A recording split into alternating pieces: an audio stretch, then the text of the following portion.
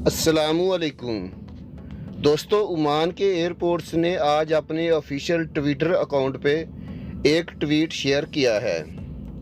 इसमें यह पैगाम दिया गया है कि ओमान के एयरपोर्ट से जाने या आने वाले मुसाफिर नकद रकम की अदायगी से बचें। ओमान के हवाई अड्डों ने मुसाफिरों पर जोर दिया है कि कोरोना वायरस के ख़िलाफ़ एहतियाती इक़दाम के तौर पर हम अपने मुसाफिरों को नकद लेन देन से बचने और राब्ते के बगैर अदायगी करने के तरीक़ों को इस्तेमाल करने की तरगीब देते हैं। यानी ओमान के एयरपोर्ट्स का कहने का मतलब है कि मौजूदा वबाई मर्ज़ की सूरत हाल में एयरपोर्ट पर अगर आपने पैसों की अदायगी करनी है तो अदायगी के मुतबादल ज़राए इस्तेमाल करें ताकि कोरोना वायरस के ख़िलाफ़ ज़्यादा से ज़्यादा एहतियाती तदाबीर इख्तियार करके इस बीमारी से बचा जा सके। दोस्तों, वीडियो बनाने का मकसद आप लोगों की रहनुमाई करना है।